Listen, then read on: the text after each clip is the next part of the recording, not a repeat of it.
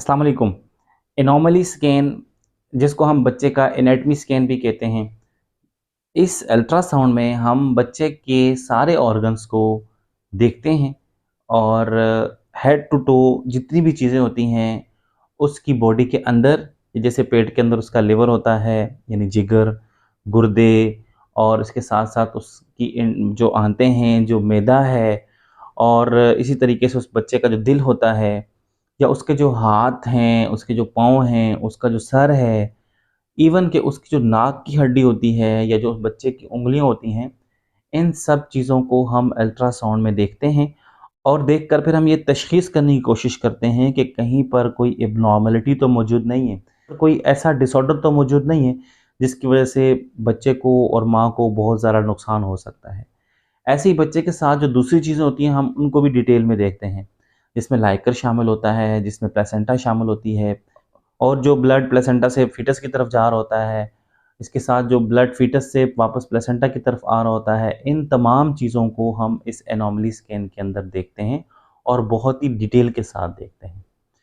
अब जैसे मैंने पहले बहुत दफ़ा आपको एनॉमली स्कैन की मुख्तलिफ़ चीज़ों के बारे में बताया हुआ है, एनॉमली स्कैन की नॉर्मल रिपोर्ट के बारे में मैं ऑलरेडी आप लोगों को बता चुका हूँ। ऐसे ही मैंने आपको ये भी बताया हुआ है कि जो एनॉमली स्कैन होता है, उसमें जो अल्ट्रासाउंड करने वाले डॉक्टर होते हैं, उनको काफ़ी हद तक जो जेंडर होती है बच्चे की वो नज़र आ जाती है, और जो अगर कोई प्रॉब्लम ना हो, जो अच्छे डॉक्टर हैं वो पहले किसी भी पेशेंट का बैकग्राउंड जानते हैं कि उसके पहले कितने बच्चे हैं और क्या मामलात हैं। तो उसके बाद अगर वो समझते हैं कि उनको बताने से कोई नुकसान नहीं हो सकता, तो वो बता देते हैं जो बच्चे की जेंडर होती है। लेकिन अगर डॉक्टर ये समझता है कि इसमें जो अच्छे डॉक्टर होते हैं, वो अगर ये समझे कि बताने से कोई नुकसान हो सकता है, तो फिर वो नहीं बताते। बाकी जो छोटे-मोटे क्लिनिक्स होते हैं, जो वैसे आम लोग जो अल्ट्रासाउंड की प्रैक्टिस कर रहे होते हैं, वो तो बता देते हैं हर किसी को बगैर कुछ समझे, बगैर कुछ जाने, बगैर कुछ पूछे। अब अगर किसी भी मदर का जो फ़ीटस है, वो ब्रीच पोज़ीशन में हो, यानी कि उल्टा हो, उल्टे से मुराद ये उसकी टाँगें नीचे और सर ऊपर हो, तो क्या उस फ़ीटस की जेंडर नज़र आ सकती है इस एनॉमली स्कैन के अंदर? ये एक क्वेश्चन जो पूछा गया और बहुत सारे लोगों के ज़हन में भी ये बात आती है। देखें, सबसे पहले तो इसको समझें कि जो ब्रीच बेबी होता है, यानी जो उल्टा बच्चा होता है, ये इसलिए होता है क्योंकि बच्चा मूव कर रहा होता है, और हम एनाटॉमी स्कैन या एनॉमली स्कैन 20 हफ्तों के अराउंड अबाउट की ड्यूरेशन में करते हैं।